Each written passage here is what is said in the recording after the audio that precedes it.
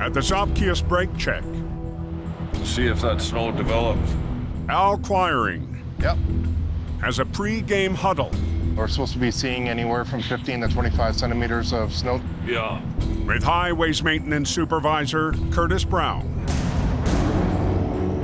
When we're expecting a storm, I check the weather at least 100 times in a shift. Curtis oversees an army of maintenance vehicles. I'll trade towing for plowing. Oh, just bring your tow truck just in case. And deploys Al if truckers need help. Yeah, we're ready. Awesome. He's kind of the beater of the drum, the back of the boat for everybody to row. Just before 5 p.m., Curtis leaves the brake check I've got 9 pieces of equipment on tonight. to patrol Snowshed Hill as the storm picks up. It's a different adventure every single day. You don't know what you're going to have to deal with. There's a lot of no happening. Oh yeah, it's coming down real good, guys. By dusk, Coldwater 11, YRB 12. Hi, go ahead. 4 inches of snow You got an issue with traction? Yeah, man. has hit. It's kind of a nervous feeling, waiting for a disaster to happen. Just above the snowshed, Curtis sees trouble. I'm going 60 to 70 kilometers an hour, and I get cut off by a transport truck.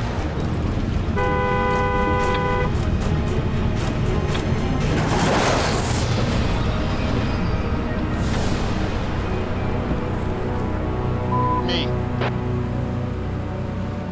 I am in an MVI, first runaway lane. Up on the go. 5 minutes north, Oh, I hope the driver's okay.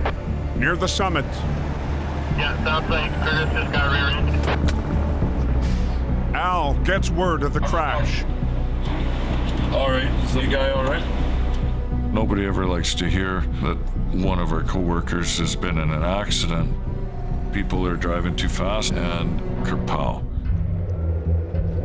As dusk turns to night, They hit me pretty hard. Curtis assesses the damage.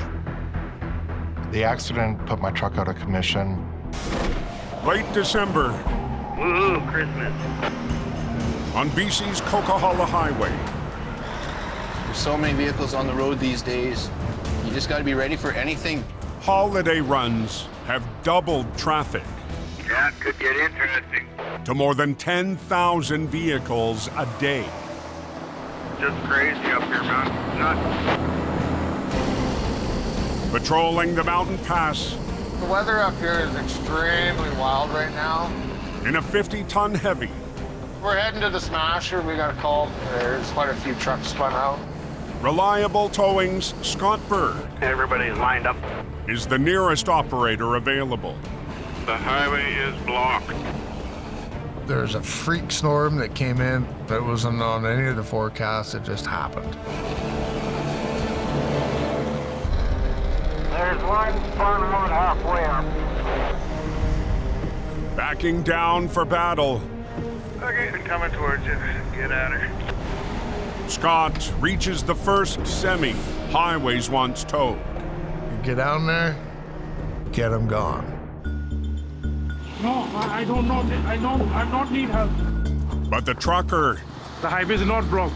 You can see isn't interested there is enough space. in the job Scott has been called in to do. You're blocking the road. The highways told me you gotta go, okay?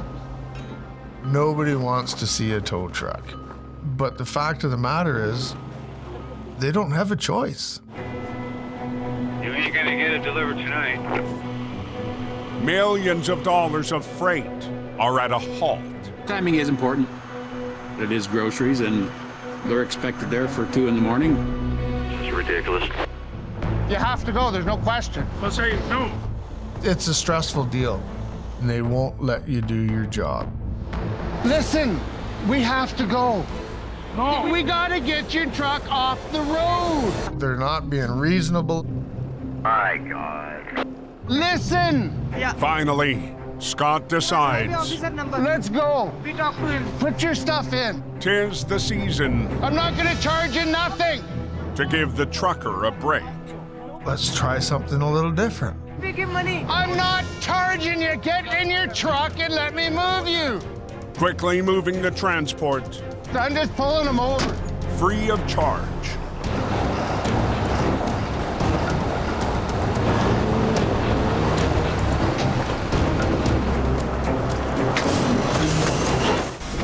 Holy frig. The forecasted storm has hit the mountain hard. Hey, Alex, just a little bit up here, man. Need to. 1 minute it's all quiet, and the next minute it's full on like NASCAR wrecks everywhere. Backing down the hill. A driver who tried to climb the hill without tire chains How you making out, buddy? has spun out in the hammer lane. As long as you got a visa that works, we can tow you right to China. You ready? Let's go. Start grabbing gears. You can go for 10, 12, 14, 18 hours there in a heavy snowstorm, and it'll seem like 15 minutes. The sooner we get at it, the sooner we're eating. Holy frig. As the storm dies down, I run out of things to tow, I guess. Al finally gets a break. So we're gonna have us a little sandwich and wait for the next bit of chaos that comes up. What happened to the Coke? At 2 a.m., Guys in the ditch, get somebody up there right away. another call gets Al back on the Coca-Cola. Bit of a nightmare, you didn't know yet. But it's not for a tow-up. Most of the time they're calling me for somebody that's blocked the highway, and here it was actually for somebody in the ditch, which is not a common thing.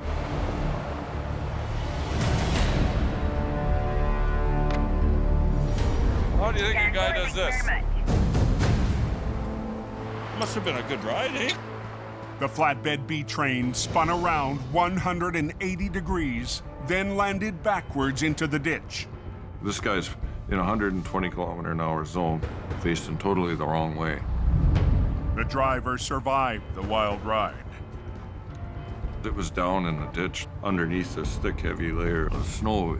When the 60,000-pound rig went off-road, it flash froze into the deep snow. You hit the ditch, the snow's flying, the truck's hot, and it melts into a perfect little cocoon type thing, and it's stuck there. And when it stops, it flash freezes. It's hard to break that unit out of there. She ain't gonna be pretty.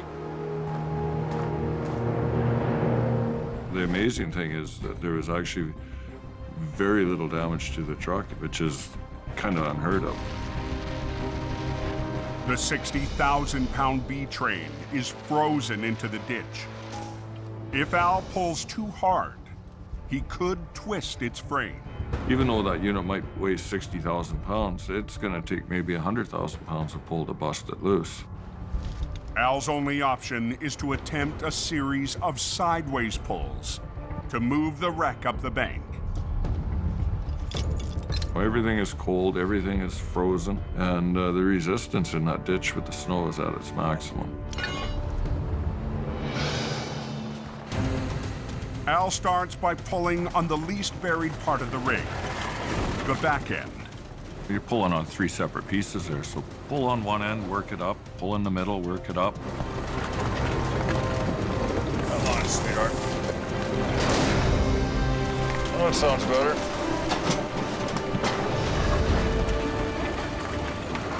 Right on, we made her.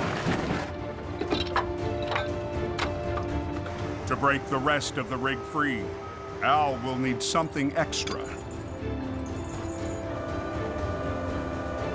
Al extends his outrigger. Use this winch to pull out the other one. And doubles a line running to the middle of the rig.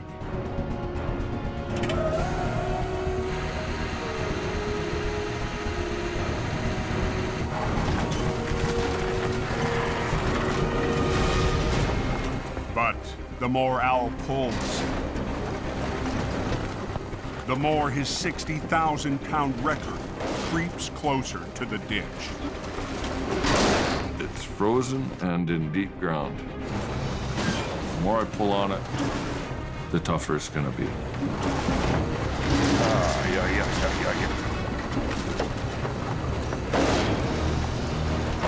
Unbelievable. All these little tiny molecules of ice, and you wouldn't believe huge holding power.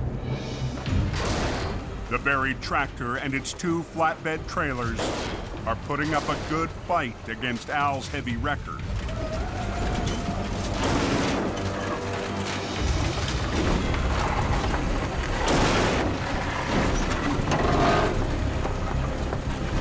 Come on, come on, come on, come on, come on.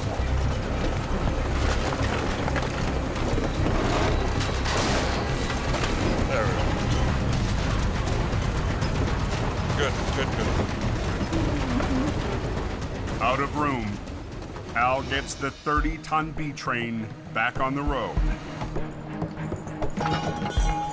It's nice when things work mostly like they're supposed to. Well, it was a little bit hard to bust out of there, but, you know, eventually we got it. We were able to get it bust loose with the power of the Vulcan V100 wrecker. But Al has one last obstacle. Okay, my friend, we'll get you off the road here. The semi is facing the wrong direction. So we're gonna take them back down the highway to a snowplow U-turn and get them onto the right side of the highway. Here goes a little yeehaw moment. After 2 decades on the coke, Al knows all the shortcuts to tow a customer back to safety. That was a heck of a ride. He's out of the ditch. He'll be warm tonight. That's the most important thing. Ready to rock? Jamie and crew are taking advantage of the good weather. Today, they're recovering a loaded trailer that was left behind during the last storm.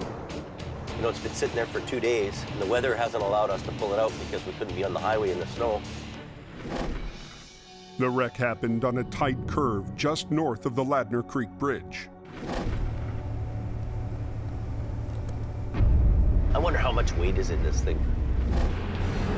The truck jackknifed coming around the blind curve and slid into the ditch. Okay, let's do her, Sam. Okay. The cargo is still inside. Bags loaded with millions of tiny bits of shredded, recycled plastic. It's a difficult unload job. The bags are broken apart. All it wants to do is break apart and spill its load all over the road. And then went past the accident scene just flying, driving like idiots. We got a pretty tight space here. A blind curve and speeding traffic make it too dangerous for a salvage crew to unload the trailer. Well, it's really tight. So Jamie needs to get it out with the cargo still inside. I might just have to drag it out on its axles out. You can picture it like a big bag of jelly beans that we have to get up on the road. You got a snatch block, and then back to the deck here. His plan is to use a wrecker at either end to carefully winch it out of the ditch and hope it holds together. We could start pulling on it, she could just break apart. So we're kind of taking a bit of a risk here, and we're trying to see if we can get it up and out of there without that happening. Ready to go? Think she'll come out of there?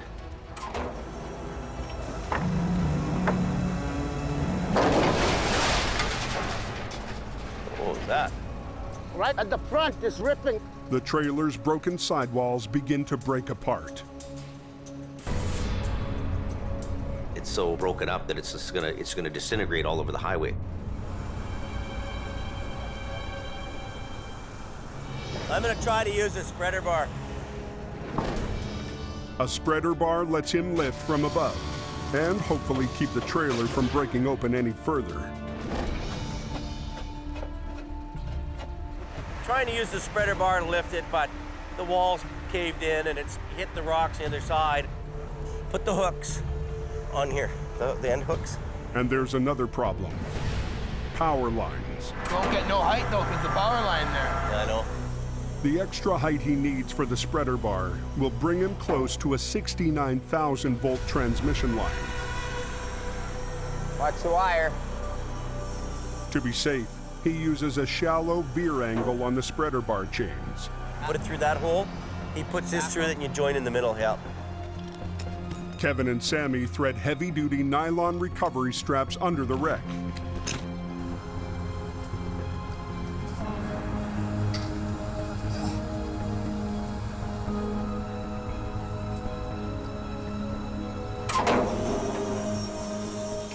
As Jamie lifts, Adam pulls.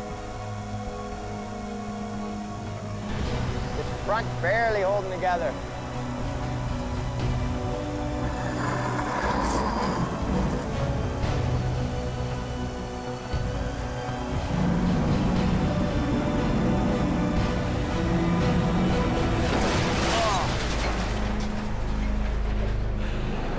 Your strap has gone right through the trailer, eh? This thing's leaking something. Plastic beads are pouring out. Think we'll be able to drag it down the Caroline? Backside is okay, but it's at the front end where it's broken up. Unhook the strap? Unhook the strap and we'll take it to the back and I'll lift the back end of the trailer over with it. Jamie tries re-rigging to the less damaged back end of the trailer. So where are we going, in between the DOT bumper and the wheel? Just somewhere under there. But raising the back end risks dumping the cargo out the front. No pain, no gain. To keep that from happening, Adam rigs a line to the kingpin. Even if you could just take a little bit of pressure, maybe not even tow the whole thing up, but just keep it away from the bank. Yeah. Don't cave this side in. Go ahead, but don't go too fast, just a little bit.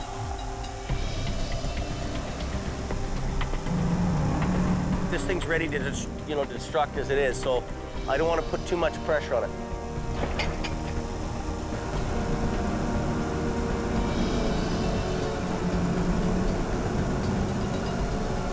Barely holding together.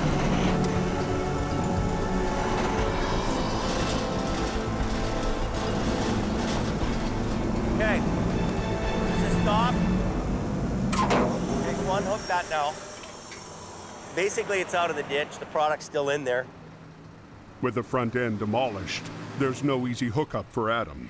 What the guy's supposed to do with that thing? Hey, look at that. All they can do is drag it to a pullout. This thing's gonna be scraping, like he's gonna lift some of the pressure off this, but we're gonna be real lucky if that thing gets down to the pullout down there.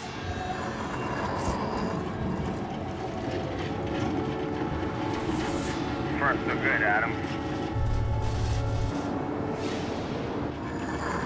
Smoking pretty good.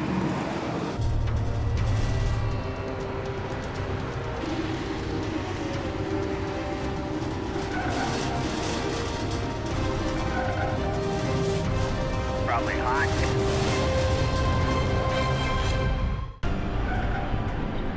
Heavy rescue managed to get a badly damaged trailer filled with shredded plastic out of a ditch. First, so good, Adam. Now, Adam needs to drag it to a pullout so it can be unloaded. Smoking pretty good.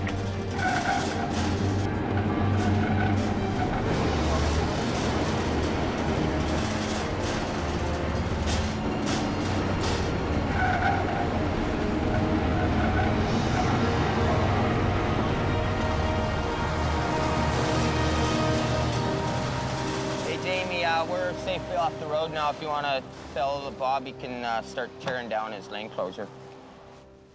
We got it off. That's good. Surprised that made her.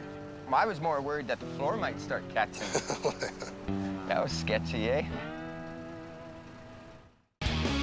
Watch full episodes on the Weather Channel and the Weather Channel TV app.